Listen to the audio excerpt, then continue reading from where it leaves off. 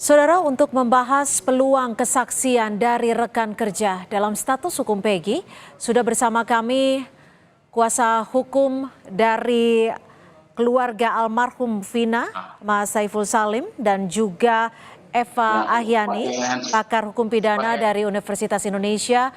Dan kami juga masih mencoba untuk bergabung di Kompas Petang, Bapak Rudi Irawan, ayah dari tersangka Peggy. Terima kasih Mas Saiful dan Mbak Eva sudah bergabung bersama kami. Mas Saiful, saat ini setelah melakukan konferensi pers siang tadi, keraguan-keraguan lain apa yang menyebutkan bahwa Peggy bukanlah pelaku dari pembunuhan? Iya, terkait dengan Peggy, sebenarnya kami tidak meragukan secara gamblang ya seperti itu. Jadi kami ini tetap berpacu pada kepolisian. Dalam hal ini adalah Polda Jabar. Kami telah mendengar langsung dan melihat langsung rilis yang disampaikan oleh Polda Jabar. Tentu kami berkeyakinan bahwa ini adalah Peggy yang sebenarnya, karena memang kami adalah kuasa hukum korban. Namun apabila Peggy yang bersangkutan itu adalah bukan pelaku tindak pidana, maka itu adalah tanggung jawab kepolisian. Namun hari ini menurut kami berdasarkan BAP di tingkat Polres bahkan sampai tingkat Polda, kami selalu meyakinkan bahwa Peggy yang ditangkap hari ini itu adalah Peggy yang sebenarnya. Kenapa? Karena semua tertuju pada Peggy tersebut gitu. Namun berdasarkan perkembangan hari ini yang kami dengar bahwa yang menjelaskan bahwa Peggy sebenarnya itu hanya satu orang dan yang 5 orang itu tidak mengakui bahwa itu adalah Peggy yang sebenarnya. Nah, namun kalau memang misalnya problemnya di situ, ya kita harus melihat keseriusan daripada kepolisian dong untuk bagaimana memfokuskan bahwa atau memberikan klarifikasi kepada publik bahwa ini Peggy yang ataupun bukan yang sebenarnya. Mungkin seperti itu, Mbak. Lalu akankah melakukan upaya hukum setelah mengetahui ada BAP baru ini? Iya, tentu kami akan mengikuti proses dulu ya, karena kami juga tidak mau terburu-buru. Kenapa? Kami juga tidak mau seperti rekan-rekan polisi ataupun Polda Jabar yang kemudian menetapkan ini adalah Peggy dan kemudian mengatakan bahwa 2 pelaku itu tidak. Kami tidak seperti itu. Kami pasti akan menunggu, menahan diri untuk sampai sebenar-benarnya ini nanti prosesnya seperti apa. Mungkin seperti itu. Oke, sudah bergabung bersama kami Bapak Rudi Irawan, ayah dari Peggy. Pak Rudi, selamat sore. Oh, bersama dengan kuasa hukum dari ayah dari Peggy? Selamat sore. Oke, selamat sore Pak Rudi. Pak Rudi, setelah perkembangan dan juga konstruksi hukum hingga saat hari ini, apa yang akan Anda lakukan? Apakah akan ada upaya hukum?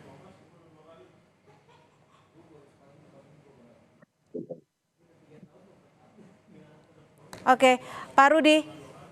Ya. Iya, apa tanggapan Anda terkait dengan ada sejumlah pihak yang meragukan bahwa ini adalah Peggy sebagai pelaku pembunuhan Vina? Bagaimana respon dan tanggapan Anda? Yang tidak benar Pak Rudi. Ya. Suara saya sudah cukup terdengar?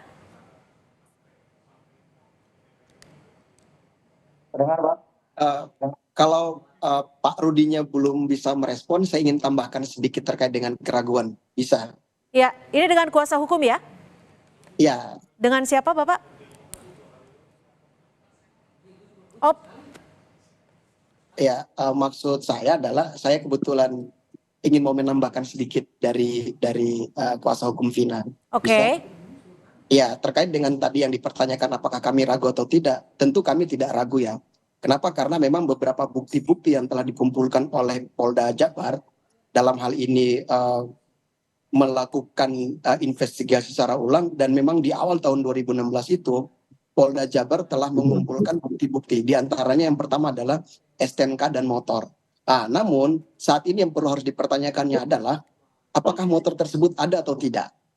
Begitu. Jadi kami tidak ragu sebenarnya. Tentu kami akan bersyukur. Kenapa? Karena ini menuju pintu keadilan bagi Vina gitu, almarhumah. Namun pada prinsipnya kami juga akan pasti menunggu rilis yang berikut daripada Polda Jabar untuk memastikan bahwa apakah ini Peggy yang sebenarnya ataupun tidak sebenarnya. Makanya kami no comment sebenarnya kalau soal Peggy yang sebenarnya tidak. Baik, saya ke Mbak Eva Ahyani, pakar hukum pidana Universitas Indonesia. Mbak Eva, bagaimana Anda melihat dari perkembangan dan juga konstruksi hukum hingga saat ini seakan kasus Vina ini semakin panjang? Sudah adakah titik terang menurut Anda? Audionya Mbak Eva? Ya, Silakan. yang pertama catatan saya sebetulnya perkara ini kan sudah 8 tahun Mbak Cynthia. Ya, 8 tahun dalam pengertian bahwa ini tidak diproses ya selama 8 tahun. Artinya bukan berarti kemudian pembuktian menjadi lebih mudah, tetapi sesungguhnya pembuktian itu menjadi lebih sulit. Ya, orang sudah mulai lupa, kemudian juga banyak keraguan-raguan, termasuk status ya dari tadi Peggy yang sebenarnya atau tidak, pakai bahasanya Mas Saiful tadi ya, itu sebetulnya menjadikan kasus ini kalau buat saya tidak mudah untuk dibuktikan. Ya. Hanya memang paling tidak gitu ya, paling tidak penyidik harus benar-benar memastikan terhadap misalnya penetapan tersangka dari Peggy ini, ya, terhadap konteks adanya alat bukti yang cukup atau tidak, gitu. Karena kalau kita lihat tadi misalnya 1 banding 5 gitu ya. Mas Saiful sempat mengatakan 1 yang mengatakan dia yang sebenarnya, 5 yang bukan. Kalau kita berkaca pada ketentuan pasal 188 KUHP saja tentang petunjuknya apakah dia yang sebenarnya atau tidak, gitu ya, di cross check-kan itu. Ya, itu ini yang menjadi sebetulnya kalau buat saya, kalau dikatakan ada titik terang atau tidak, paling tidak langkah untuk mengarah kepada pembuktian yang on the track barangkali sudah dimulai. Tapi menurut Anda ini sudah on the track belum? Gitu. Menurut Anda sudah on the track belum, Mbak Eva? Karena ini sudah menjadi perhatian dari banyak pihak. Baik, ya. baik. Perhatian dari banyak pihak ini mendorong kita untuk barangkali transparansi dan akuntabilitas dari penegak hukum itu menjadi penting karena pasti disorot. Gitu. Mudah-mudahan dengan langkah itu sih menjadi on the track gitu ya. Dengan langkah itu menjadi on the track ya. Saya ke Pak Rudi. Pak Rudi, kabarnya ada rekan-rekan dari Peggy yang bersedia untuk bersaksi bahwa saat itu, saat kejadian Peggy sedang bersama mereka. Sejauh ini perkembangannya seperti apa, Pak Rudi? Baik, saya mungkin mewakili daripada Pak Rudi ya, saya kuasa hukumnya akan menyampaikan. Jadi menurut keterangan daripada saudara Rudi, itu suatu kejadian pada saat itu tanggal 27 Agustus soalan daripada orang tuanya saudara Rudi, Peggy itu ada di Bandung, saat itu.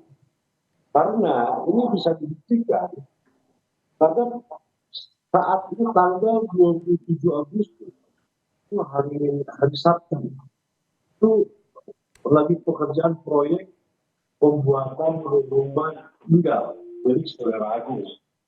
Kebetulan hari Sabtu salah satu pegawainya nomor 9 Bandung atau Bondo itu pulang hari Sabtu jam 8 malam diantar sama Peggy dan sama Ibnu sama Rudi naik angkot untuk ke Cicahe, terminal Cicahe sampai angkot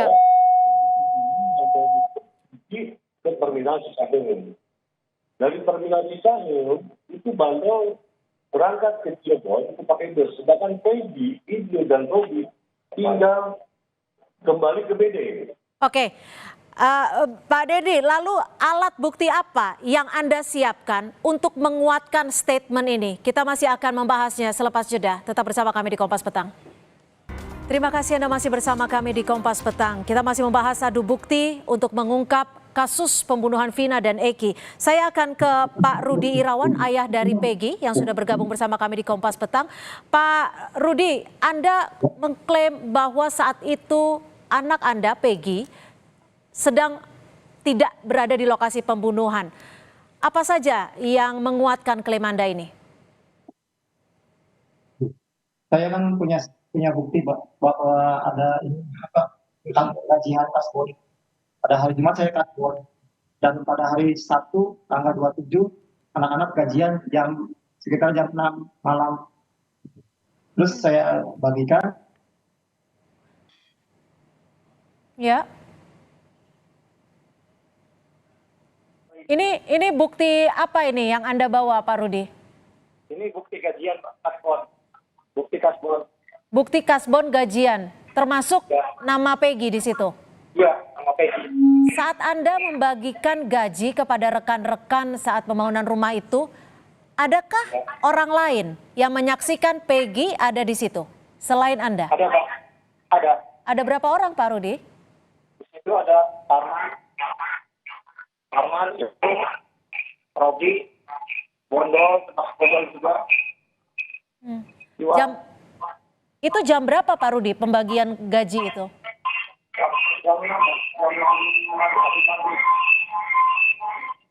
Oke. Jam 6 tanggal 27 Agustus artinya ya.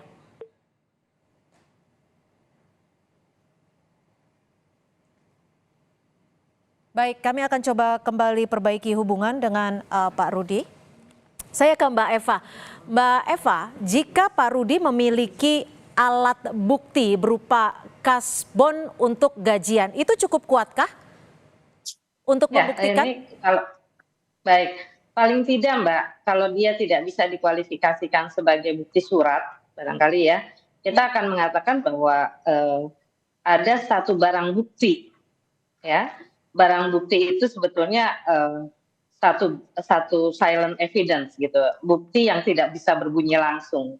Tapi barangkali dengan saksi-saksi yang ada, tadi Pak Rudi mengatakan di tempat kerjanya gitu ya, bahwa memang yang bersangkutan ada di sana gitu ya, dan memang keberadaannya di sana, itu bisa menjadi satu bukti keterangan saksi. Tapi cukup kuatkah dengan statement dari orang-orang lain itu, dengan saksi-saksi itu? Saya kira, iya. Kalau kita mengaca pada ketentuan misalnya pasal 188 KUHP, ya 185 KUHP, gitu ya, yang ada saksi-saksi yang menerangkan tentang satu kejadian, gitu ya, atau kita mengacu kepada putusan MK yang mengatakan bahwa ini ada keterangan yang sangat relevan dengan keberadaannya dari seseorang yang diduga melakukan tindak pidana padahal dia ada di tempat lain. Kemudian disinkronkan dengan barang bukti berupa surat kwitansi tadi, ini barangkali kita akan berkaca ada satu petunjuk begitu. Oke. Ya, kalau kita mengacu kepada ketentuan 188 KUHP. Baik. Nah, petunjuk ini yang sebetulnya akan bisa disinkronkan juga dengan alat bukti yang lainnya. Saya coba kembali ke Pak Rudi. Pak Rudi, dari surat atau kasbon yang tadi Anda sebut, itu tulisan tangan atau berdasarkan print out komputer?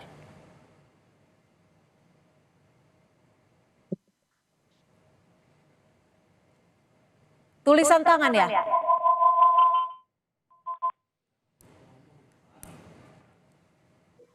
Oke.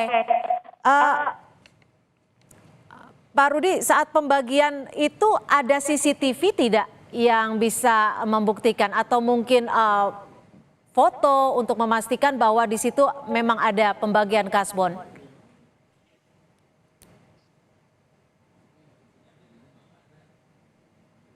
Baik, Pak Dendi mungkin bisa bantu jawab, Pak Dendi.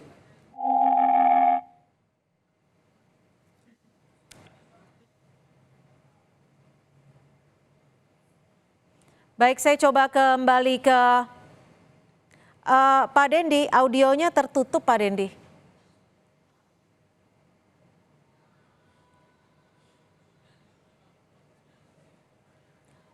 Baik, kami kembali mencoba memperbaiki audio dengan Pak Rudi. Mas Saiful, Anda dari kuasa hukum keluarga almarhum Vina sempat berkomunikasi tidak dengan keluarga ataupun kuasa hukum dari Peggy? Iya, sejauh ini belum ya Mbak. Sejauh ini belum. Namun kami ingin sampaikan bahwa dari kuasa hukum Peggy ya tinggal nanti dibuktikan saja, karena kalau kami daripada kuasa hukum korban sudah tentu akan pasti berpegang teguh pada kepolisian karena mereka punya wewenang untuk melakukan penyelidikan ulang. Oke. Untuk itu, misalnya ketika tadi dibuktikan melalui kwitansi utang tadi atau semacam rekening koran begitu, ini kan tidak melalui komputer. Nah itu mungkin kepolisian akan segera harus melakukan forensik kertasnya.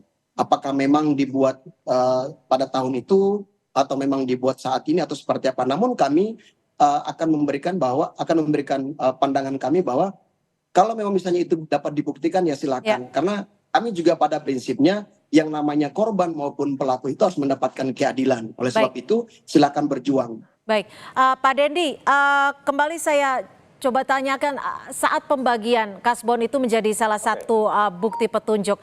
Apakah ada bukti lainnya yang bisa menguatkan? Selain bukti berupa tulisan tangan kasbon, itu ada bukti lain. Jadi saat itu kan pegawai itu ada sekitar 5 orang. Ya. Jadi yang pulang saat itu si Bondol diantar pada hari Sabtu jam 8 malam. Yang ngantar si Peggy, Robi, Ibnu, sama Supri. Jadi jam 8 malam posisi Peggy itu ada di Bandung. Jam 8 malam. Itu di Bandung di titik-titik mana saja, Pak? Jadi di Bandung itu di Rancamanyar. Di Rancamanyar? Di Bedeng ya. Oke. Karena waktu itu sedang mengerjakan proyek pembuatan rumah tinggal miliknya Pak Agus.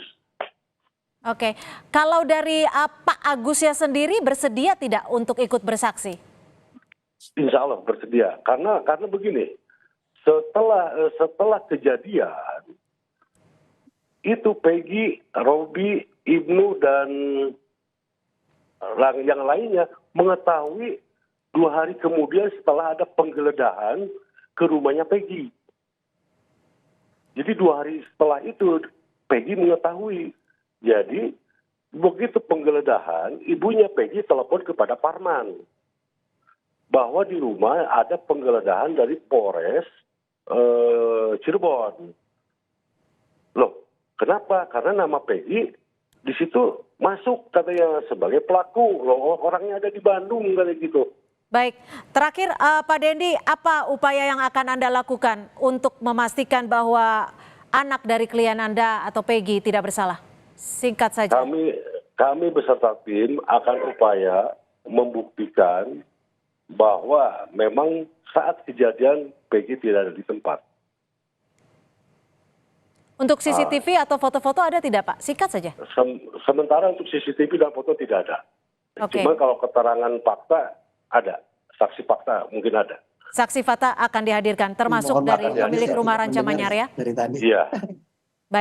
Baik, terima kasih Pak Dendi Rukmantika, kuasa hukum dari Pak Rudi. Pak Rudi, terima kasih ayah dari Peggy dan juga Mbak Eva Ahyani, pakar hukum pidana Universitas Indonesia, dan Mas Saiful Salim, kuasa hukum dari keluarga almarhum Vina, sudah bergabung bersama kami di Kompas Petang.